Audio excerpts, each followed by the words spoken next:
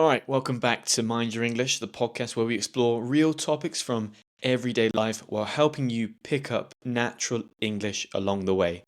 My name is Chris, I'm from the UK, and in each episode we dive into an interesting subject where we'll also look at the kind of vocabulary, expressions, and phrasal verbs you might need in real conversations. Recently, I've been taking a little bit of time off. I've taken off about 2 weeks because I was traveling. It was a little bit difficult to record. I went to a wedding in Argentina, but now I'm back, and today we're going to talk about something that a lot of people experience, but not everyone talks about openly, and that is why it's so difficult to make friends as an adult. When we're children, making friends seems incredibly easy. You go to school, you sit next to someone in class, you play football together at lunch, or you simply start talking to the person next to you. Before you know it, you're friends. But once we become adults, things start to change. Suddenly friendships take more effort, people are busier, social circles shrink, and many people find themselves feeling a bit isolated, especially if they move to a new city or a new country. So today I want to talk to you about why this happens, why adult friendships can be surprisingly difficult, and what people can do about it.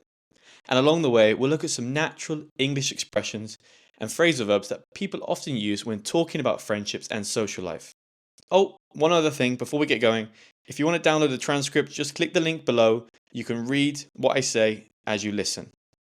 All right, let's get into it.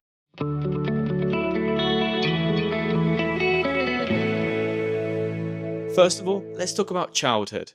When you're a child, your life is built around environments where meeting people is extremely easy. You go to school every day.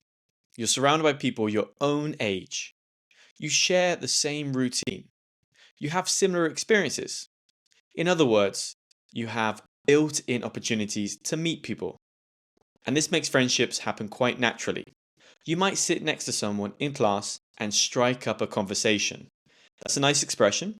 To strike up a conversation simply means to start talking to someone, especially someone you don't know very well. Children do this all the time without even thinking about it. But as adults, we often hesitate. We worry about what we say, whether it might feel awkward or whether the other person actually wants to talk. So we hold back. Another difference is time. As adults, people are constantly juggling responsibilities. If you're juggling responsibilities, it means you're trying to manage a lot of different things at the same time. Work, family, relationships, health, finances, and so on. When people are juggling so many responsibilities, social life can start to take a back seat. So friendships sometimes take a back seat when people become busy with careers or family life. Another thing that often happens is that old friendships slowly drift apart. To drift apart means that two people gradually become less close over time. There might not be a big argument or a dramatic reason. Life simply takes you in a different direction. People move to different cities. They start a new job. They get into relationships. They start families. And slowly, without anyone really planning it, the friendship becomes less active. I think for me, the biggest problem is moving. Many adults today move away from their hometowns for work, study, or new opportunities. And when you move somewhere new, you often have to start from scratch socially. This is actually something I've done several times. I moved to Tokyo, Japan when I was 23, and I had to start from scratch. I started from the very beginning in terms of building a life. I didn't have a social network. I pushed myself to go out and meet people in bars or at social events like language exchanges, as well as sports and that kind of thing. I also didn't have any familiarity with the place, and it can feel quite intimidating. You don't know how a city or a culture works. Maybe I was doing things wrong. I specifically remember something embarrassing happening to me on my third week in Japan. I had just finished teaching for the day. It was around 10 p.m. and I was gagging for a beer. I really wanted a beer. So I saw a place that said pub in English on the sign. I thought, great, that's exactly what I'm looking for, a beer in a pub. Something I know very well. And maybe, just maybe, I'll do some mingling. Make some new friends. When I opened the door and walked in, a girl from behind the bar came over to me immediately. I saw that she was barely wearing any clothes, basically some sort of bikini. I thought it was very strange, nothing like a pub back in the UK. She sat me down and brought the beer over. Everything was going okay. I mean, there weren't many people in the bar, and she was half naked, but I had a beer. So everything was going well for about 5 minutes until another girl with less clothes on came over. She sat down next to me and spoke to me in Japanese. At this point, I couldn't speak Japanese. I didn't have a clue what she was saying, meaning I didn't understand her at all. I could see the more confused I became, the more frustrated she became. Eventually, Google Translate appeared and she wrote a message that said something like, "This is a hostess bar. You have to pay for my drinks, and I will listen to you talk." Paying for company wasn't really my idea of fun, so I quickly drank my beer, apologized, and left. I was pretty annoyed when I got home. Just one of the issues when you're in another country, I suppose.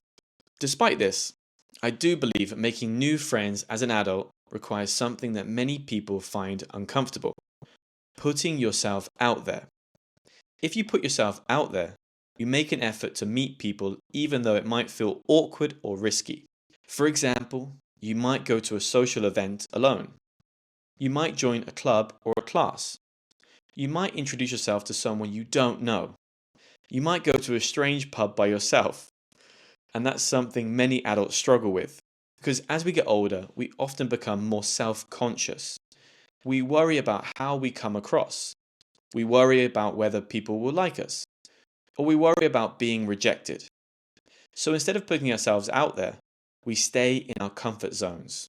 Now, there's another interesting factor here, and that's the difference between making friends and acquaintances. An acquaintance is someone you know casually, not very deeply. For example, you might have acquaintances at work. You can chat with them, you see them regularly, but you don't spend time with them outside the office. And this is something many adults experience. They are surrounded by acquaintances, but they don't necessarily feel they have deep friendships. An interesting point is that adult friendships often require more intentional effort. When we're younger, friendships happen naturally because we saw the same people every day. As adults, you often have to make time for friendships. And making time for something means deliberately creating space in your schedule for it. That might mean arranging dinner for someone, meeting up for a coffee, going for a walk, or planning a weekend activity. But if nobody takes the initiative, those meetings often or don't often happen. Taking the initiative means being the person who starts something rather than waiting for someone else to do it. Many adults assume that everyone else already has a full social life. They assume other people already have enough friends, so they hesitate to reach out. But the reality is often the opposite. A lot of people feel exactly the same way. They're also looking for friendships. They're also hoping to meet people. But everyone is waiting for someone else to make the first move. Another thing that affects adult relationships is lifestyle differences. When people are young, their lives are often quite similar. But as adults, people's lives become very different. Some people focus heavily on careers. Some people prioritize family life. Some people travel frequently. Some people prefer quiet lifestyles. And sometimes those differences make it harder to stay connected. Another phrase that people often use here is to grow apart. This is similar to drifting apart, but it means that two people gradually become less similar or less connected over time. Now, I want to talk about something that many people experience but don't always admit: loneliness. Even though we live in a world where people are more connected than ever through technology, loneliness is still a major issue. You might have hundreds of contacts on your phone, you might have thousands of people online, but that doesn't always translate into meaningful relationships. And that's why real, in-person interaction is still incredibly important. Simple things like having a conversation, sharing a meal, or spending time together can make a huge difference. Another useful expression here is to hit it off.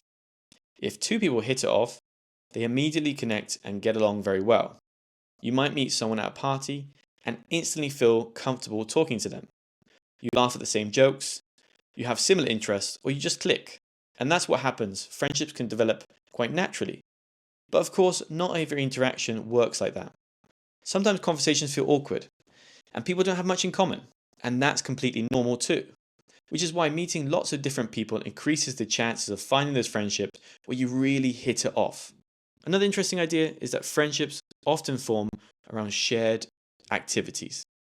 People meet through sports, through hobbies, through classes, through work, through volunteering, perhaps.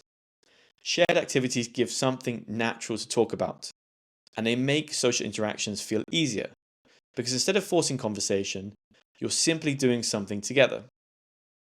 So, if somebody wants to expand their social circle, joining activities or communities can be a great way to meet people because it creates those opportunities to strike up conversations and to get to know others naturally. So, what's the takeaway from all of this? Well, the truth is, making friends as an adult can be more difficult than it was when we were younger. But it's not impossible, and it requires a bit more effort and a bit more intention.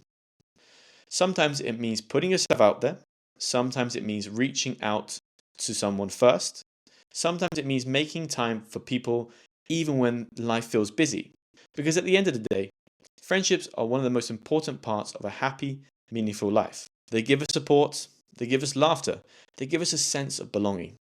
And although building friendships might take a little more effort as we get older, the rewards are absolutely worth it.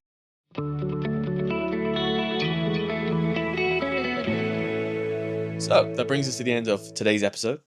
We talked about why making friends as an adult can be difficult, and we also looked at several useful expressions like strike up a conversation, drift apart, put yourself out there, take the initiative, and hit it off.